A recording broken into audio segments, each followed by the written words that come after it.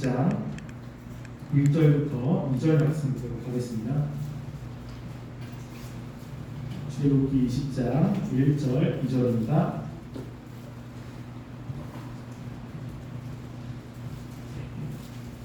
함께 2절밖에 안 되니까 함께 읽어보도록 하겠습니다. 하나님이 이 모든 말씀으로 말씀하여 이르시되 나는 너를 애굽 땅 종되었던 집에서 인도하여 낸 너의 하나님 여호와이니라. 아멘. 볼륨 조금만 줄여주시겠습니까? 네, 우리가 오늘부터 시작해서 10계명을 함께 말씀을 공부하려고 합니다. 우리가 새로 올라온 친구들은 잘 모르겠는데 우리가 작년에 사도신경의 내용을 살펴보았습니다. 사도신경은 우리가 무엇을 믿는지에 관해서 다룬 내용입니다. 우리가 예수님을 믿는다고 그러는데 그럼 우리가 믿고 있는 내용이 뭐냐? 라는 것을 사도신경을 통해서 함께 살펴보았습니다. 근데 우리가 그 다음에 10계명을 살펴볼 텐데 10계명은 그러면 예수 믿는 사람들은 과연 어떻게 살아가야 되는 것인가? 라는 것들을 다룹니다. 그래서 우리가 대한민국 사람이면 대한민국 질서와 법을 따라서 살아가야 되는 거죠. 대한민국 사람인데 미국의 법을 따라서 살아갈 수는 없습니다. 그럼 우리는 대한민국의 법이 뭔지를 알아야 돼요. 우리 1학년 친구들은 초등학교에서 중학교로 올라갔습니다. 그러면 초등학교와 중학교의 그 학교 내에 규칙과 질서가 달라요. 내가 초등학교의 그 질서를 가지고 중학교에 올라가서 살 수는 없습니다. 중학교 올라가면 중학교의 규칙을 따르면서 살아야 되는 거죠. 마찬가지로 우리가 하나님의 백성이라면 그러면 우리는 어떻게 살아야 되는 것이냐 라는 것들을 다루는 것이 바로 10계명의 내용이라는 것입니다. 그래서 우리가 이 10계명의 내용을 앞으로 한 몇 달간 함께 살펴보려고 합니다. 그 전에 중요한 것은 이 10계명이 어떤 배경에서 주었느냐라고 하는 겁니다. 그래서 오늘 10계명의 가장 처음에 서론에 보면 1계명 그 앞에 서론이라는 것이 있어요. 그게 오늘 우리가 읽었던 1절, 2절 말씀입니다. 1절, 2절 말씀에 보면 하나님이 이 모든 말씀으로 말씀하여 이르시되 나는 너를 애굽 땅 종되었던 집에서 인도해낸 내 하나님 여호와이니라 라고 기록했습니다. 누구냐면 지금 이 말씀을 하시는 하나님이 누구냐라고 하는 거예요. 즉 이 하나님은 이스라엘 백성들을 지금 애굽 땅에서 인도해낸 하나님이라고 이야기를 하고 있는 것입니다. 그래서 이것이 어떠한 내용인지를 살펴보려고 합니다. 이것을 살펴보기에 앞서 중요한 것은 이제 창세기로 함께 가야 돼요. 자, 하나님께서 아브라함을 특별히 선택했습니다. 아브라함 아시죠? 아브라함을 선택해서 아브라함에게 주신 정말로 중요한 약속이 있어요. 그 약속이 창세기 12장 1절 2절입니다. 우리 창세기 한번 찾아볼까요? 창세기 12장. 자, 창세기 맨 앞에 있는데요. 12장 1절 2절. 이거 굉장히 중요한 말씀입니다. 앞으로 하나님께서 하나님의 백성들을 어떻게 하실지에 대해서 이야기를 하고 있는데요. 자, 창세기 12장 1절 2절 말씀 함께 읽어보겠습니다. 시작. 여호와께서 아브라함에게 이르시되 너는 너의 고향과 친척과 아버지의 집을 떠나 내게 보여줄 땅으로 가라. 내가 너로 큰 민족을 이루고 내게 복을 주어 내 이름을 창대하게 하리니 너는 복이 될지라. 아멘. 여기 보면 하나님이 아브라함에게 하신 말씀은 지금 살고 있는 곳을 떠나서 앞으로 하나님이 보여주시는 땅에 가라. 그 땅에 가면 내가 너로 큰 민족을 이루겠다 라고 하는 거예요. 이 민족은 뭐냐면 나라를 만들겠다는 것입니다. 이제 아브라함 자손으로 나라를 만들고 그 나라가 다른 나라의 복이 될 것이라고 이야기를 하는 거예요.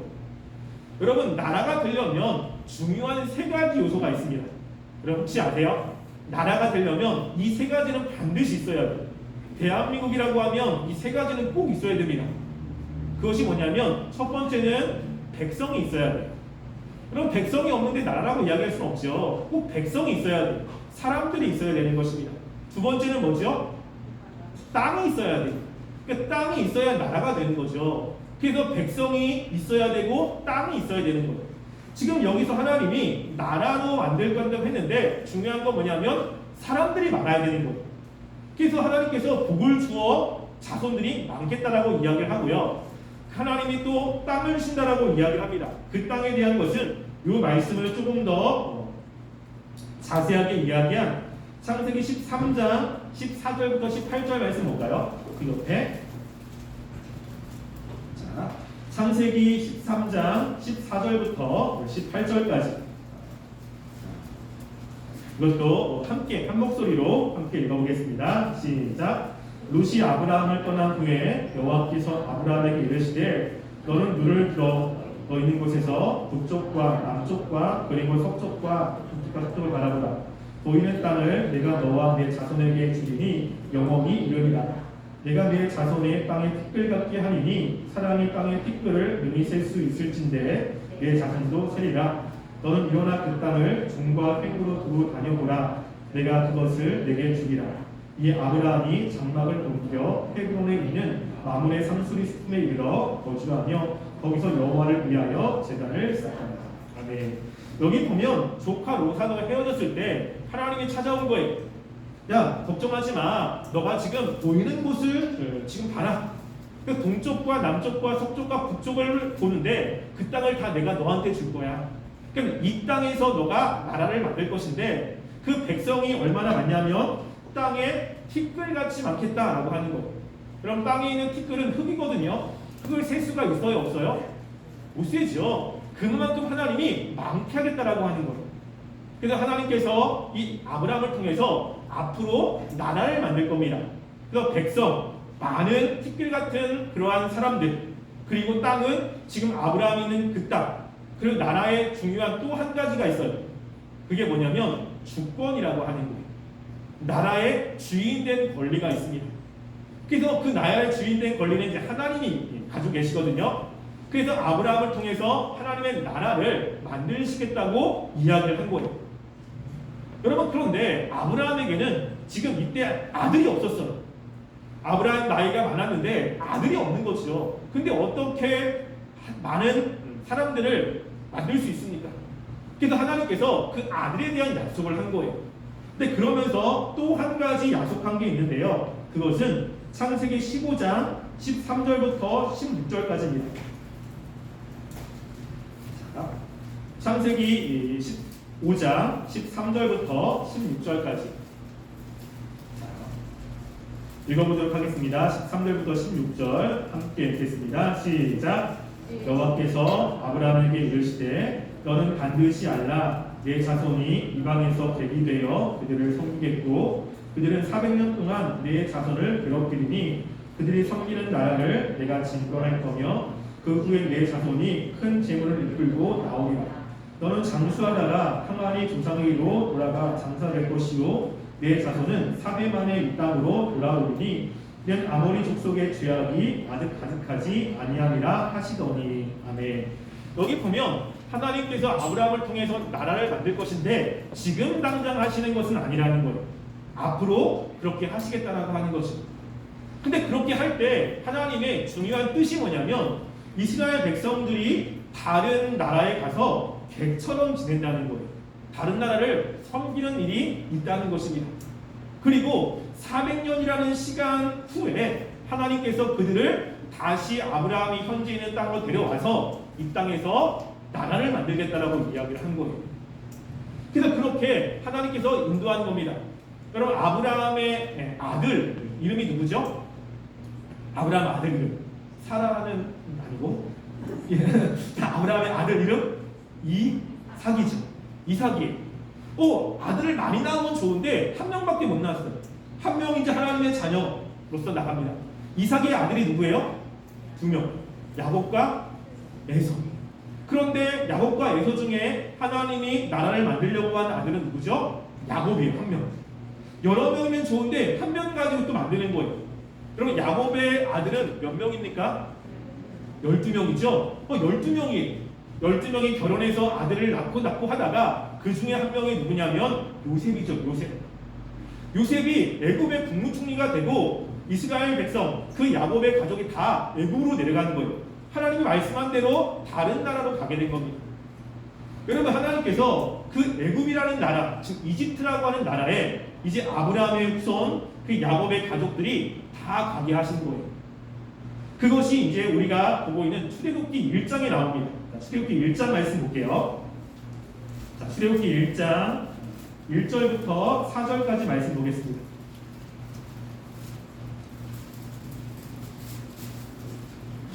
출애굽기 1장 1절부터 4절까지 7절까지입니다. 1절부터 7절까지 함께 읽어볼게요. 출애굽기 1장 1절부터 7절 읽겠습니다. 시작.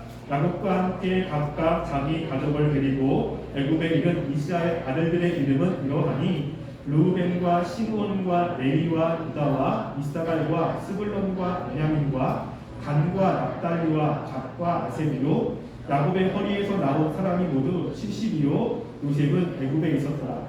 요셉과 그의 모든 형제와 그 시대의 사람은 다 죽었고 이스라엘 자손은 생육하고 불어나 왕성하고 매우 강하여 온 땅에 가득하게 되었더라. 아멘. 여기 보면 이제 하나님의 말씀대로 이집트, 애굽이란 나라에 70명의 가족이 간 거예요. 그럼 70명의 가족은 나라가 될 수 없죠. 나라가 되려면 사람이 많아야 되는 거예요. 그래서 하나님께서 이집트로 가서 하신 그 일이 뭐냐면 7절에 보면 이집트에 들어가서 자녀를 많이 낳는 거예요. 점점점 인구가 불어나기 시작한 것입니다. 하나님이 이집트로 보낸 이유가 있어요. 여러분 한 가정이 400년이 지났을 때 200만 명 정도 되려면 사람이 자녀를 많이 낳아야 되잖아요. 자녀를 많이 낳으려면 중요한 게 뭐냐면 먹는 게 풍성해야 돼요. 그러니까 먹는 게 풍성하지 못하면 자녀를 많이 낳을 수가 없습니다. 그러니까 먹는 게 풍성해야 되고 또 사람이 계속 늘어나려면 또 한 가지 중요한 게 있어요. 그게 뭐냐면 전쟁이 없어야 돼요. 여러분 전쟁이 일어나면 정말로 많은 사람들이 죽죠. 전쟁이 일어나면 인구가 확 줄어들어요. 그래서 인구가 점점점 불어나려면 두 가지가 만족돼야 돼요. 하나는 먹는 것이 풍성해야 되고 두 번째는 전쟁이 없어야 돼요. 그런데 먹는 것이 풍성하고 전쟁이 없는 나라 중에 한 나라가 어디냐면 이집트예요. 이집트. 여러분 지금도 그렇지만 세계 최대의 곡창지대, 쌀, 벼농사 우리나라는 1년에 한 번 이렇게 수확하잖아요. 근데 두 번, 세 번 할 수 있는 나라가 지금도 이집트입니다. 먹는 게 풍성해요. 거기다가 이집트는 전쟁이 별로 없습니다. 이집트를 점령하기가 너무 어려워요. 그래서 전쟁이 별로 없기 때문에 하나님이 아브라함의 자손을 거기 데려가서 거기서 뭘 하냐면 계속해서 자녀를 낳게 한 거예요. 어떤 학자가 이들이 자녀를 몇 명 낳았을까 라고 생각해서 연구를 한번 한 적이 있대요. 근데 그럴 때 한 남녀가 결혼해서 자녀를 낳았는데 몇 명을 낳아야 400명 정도가 되었을 때 200만 명이 되냐면 한 가정에서 자녀가 여러분 집에 자녀가 몇 명 있습니까? 한 명? 2명 있잖아요. 저도 이제 딸 한 명 있는데 몇 명이냐면 25명을 낳아야 돼요. 그러니까 25명을 낳아야 200만 명이 될 수 있대요. 그러니까는 계속 25명이 한 끼를 먹는다고 생각해봐. 여러분 25명이 10,000원짜리 밥을 한번 먹어요. 그러면 야 25만 원이에요. 와, 이 만만치 않잖아요. 그러니까 먹는 게 풍성해야 돼. 잘 먹어야 돼. 그래서 하나님께서 점점점 불어나게 만든 겁니다. 그래서 점점점 불어나는데 문제는 뭐냐면 이 애굽이라는 나라에 이 이스라엘 백성들이 와가지고 점점 인구가 불어난 거예요. 그러니까 왕이 걱정이 된 거야. 왜냐하면 이 나라 사람이 많으니까 만약에 그 나라에 반기를 들어 그래가지고 그 나라를 점령하려고 한다면 인구가 많으니까 어떻게 해요? 아 이게 위험한 거야. 지금이면 폭탄도 있고 비행기도 있는데 이 당시는요 철이 없어요. 기껏해야 화살, 나무로 만들어가지고 사람을 죽이거나 이렇기 때문에 인구가 많으면 야 이게 너무 감당할 수가 없는 거예요. 그래서 어떻게 하냐면 그 왕이 이제 이 인구를 줄여야겠다. 이들을 점점 불어나지 못하게 하겠다라고 생각을 합니다. 그래서 어떻게 하냐면 1장, 출애굽기 1장 12절부터 14절 말씀 볼까요? 자,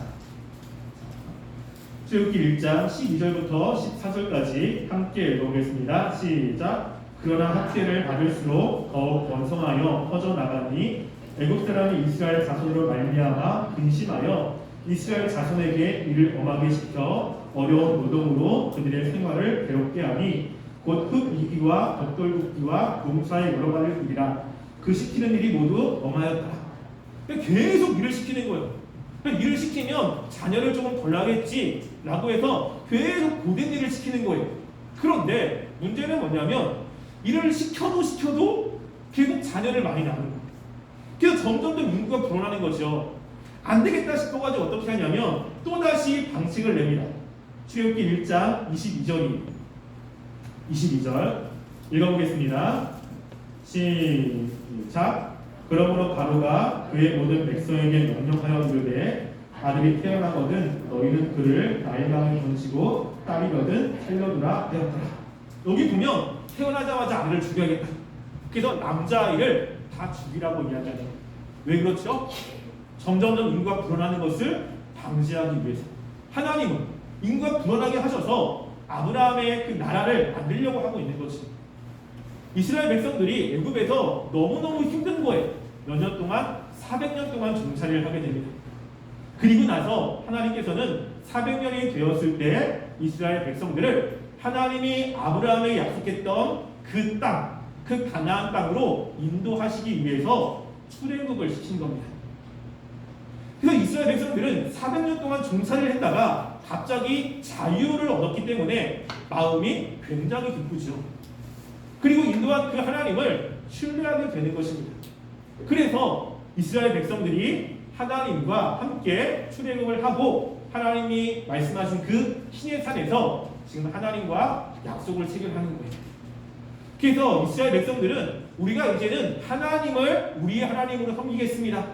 우리가 이제는 하나님의 백성이 되겠습니다 라고 하면서 이제 하나님과 이스라엘 백성들이 하나님은 왕이시고 이스라엘 백성은 백성으로서 언약을 체결하게 되는 것입니다. 그것이 우리가 출애굽기 19장에 나와 있어요. 자, 출애굽기 19장 말씀 한번 볼까요? 출애굽기 19장 3절부터 9절입니다. 3절부터 9절 이거 출애굽기 19장 3절부터 9절 말씀 함께 다 읽어보겠습니다. 시작. 모세가 하나님 앞에 올라가니 여호와께서 산에서 그를 불러 말씀하시되 저는 이같이 야곱의 집에 말하고 이스라엘 자손에게 말하라.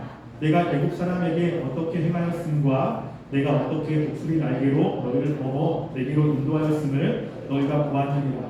세계가 다 내게 속하였나니 너희가 내 말을 잘 듣고 내 언약을 지키면 너희는 모든 민족 중에서 내 소유가 되겠고 너희가 내게 대하여 대속한 나라가 되며 거룩한 백성이 되리라. 너는 이 말을 이스라엘 자손에게 전할지니라. 모세가 내려와서 백성의 장로들을 불러 여호와께서 자기에게 명령하신 그 모든 말씀을 그들 앞에 진술하니 백성이 일제히 응답하여 이르되 여호와께서 명령하신 대로 우리가 다 행하리이다. 모세가 백성의 말을 여호와께 전하매 여호와께서 모세에게 이르시되 내가 빽빽한 구름 가운데서 내게 임함은 너는 하나님 것을 백성들이 듣게 하며 또한 너를 명령이 믿게 하려 함이라. 목사가 백성의 말을 여호와께 아뢰었으므로. 여기서 이야기하는 거죠. 하나님께서 모세를 불러가지고 이야기합니다. 모세야, 이스라엘 백성들에게 이야기를 해. 내가 그동안 너희들한테 어떻게 했는지 너희들 봤지? 그 애굽에서 했던 거 또 앞으로 했던 거 다 봤지? 내가 너를 이제 나의 백성으로 삼으려고 그래. 그럼 너희는 내 백성이 될래? 라고 물어봐라 라고 한 거예요. 모세가 그 말을 듣고서 이제 이스라엘 백성들에게 와가지고 이야기합니다. 하나님의 말씀에 자 너희들이 하나님이 하셨던 거 다 봤지? 하나님이 너희들을 책임지는 왕이 되려고 그래. 너희들 하나님의 백성이 될래? 라고 한 거예요. 그럼 이스라엘 백성의 입장에서는 애굽에서 매일 종살이만 하다가 하나님께서 10가지 재앙으로 그들에게 놀라운 것들을 보여주셨고 자유를 주셨으니까 마음이 어때요? 너무 기쁜 거지. 모두가 다 하나님 앞에 제가 하나님의 백성이 되겠습니다 라고 얘기하는 거예요. 그래서 하나님께서는 이스라엘 백성과 이제 언약을 체결하면서 그러면 이스라엘 백성들 너희가 하나님을 믿는 사람으로서 내가 너희들과 함께 생활할 텐데 너희들이 해야 되는 그 규칙이 이런 거다라고 하면서 뭘 주셨어요? 십계명이라는 것을 주신 거예요. 그래서 십계명이는 하나님을 모르는 사람들이 지키는 것이 아닙니다. 십계명은 하나님이 모르는 사람들이 아무리 지켜야 소용이 없는 거예요. 왜냐하면 지킬 수도 없습니다. 누가 지키는 겁니까? 하나님의 백성이 된 사람이 지키는 거예요. 하나님의 백성이 되려고 지키는 것이 아니라 하나님의 백성이 됐기 때문에 하나님이 원하시는 질서와 규칙대로 살기 위해서 이 말씀을 주시는 거예요. 여러분들이 하나님의 백성이 됐다면 우리도 십계명에 있는 말씀들을 가지고 지켜야 돼요. 똑같이는 지키진 않지만 이 안에 하나님이 지켜야 되는 그런 하나님의 원리들이 있습니다. 그래서 우리가 십계명을 보고 또 십계명을 외우고 십계명을 묵상하는 이유 중에 하나가 이 말씀이 하나님의 백성이 된 사람들이 지켜야 되는 규칙과 원리가 있기 때문에 그래요.